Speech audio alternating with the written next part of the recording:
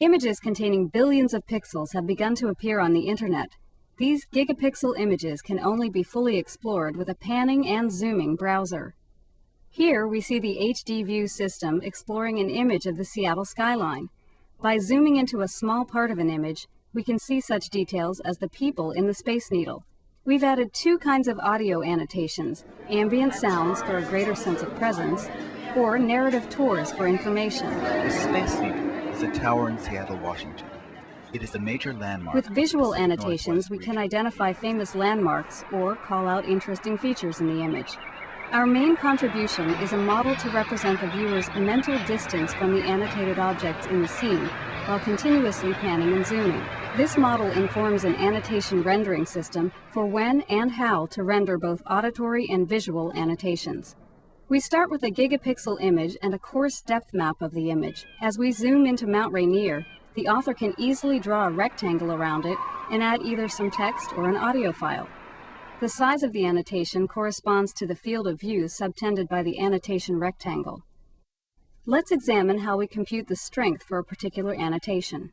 At any moment, our view also has a size and position within the panorama. We make one further modification to the specification of the view. As the user pans and zooms about the image, the perceived field of view is actually larger than what is seen at each instant. When they stop and linger at some location, the perceived field of view slowly shrinks.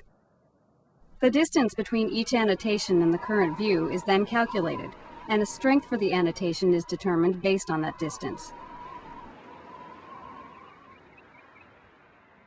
As detailed in the paper, the final strength for each annotation also takes into account the strengths of all other annotations.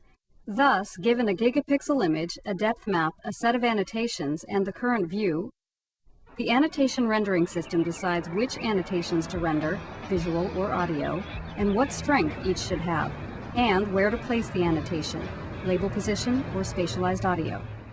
The system currently supports three primary kinds of annotations: looping sounds that play continuously when their strength is above a certain user-defined threshold, triggered narrations that initiate when the strength is above a certain threshold, and finally, visual labels in the form of text.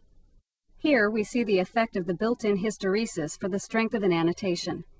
If we quickly move away from the sound, it still persists for a few seconds. Moving back to the waterfall, the sound increases at a faster rate. The appropriate way to choose the size of the text label of an annotation is not immediately obvious. One way would be to have a fixed screen size, but then the text appears to shrink as we zoom in. Alternatively, we can fix the size to the underlying texture. In this case, the text can easily be too small or too large. Instead, we compromise between the two cases, resulting in a perceptually more uniform size.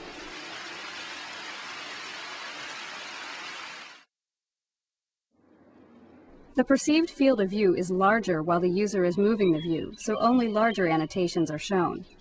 When the view is still, the perceived field of view shrinks and smaller annotations gradually appear. Let's see some more examples of the system.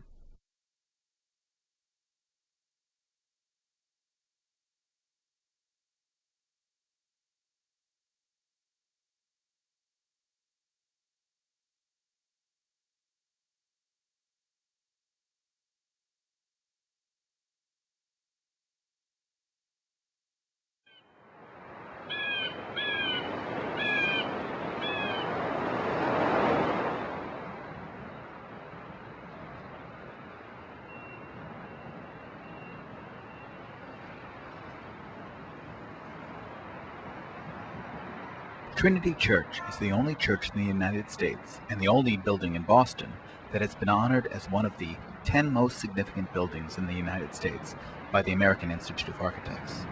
In 1885, architects voted Trinity Church as the most important building in the U.S. Trinity Church.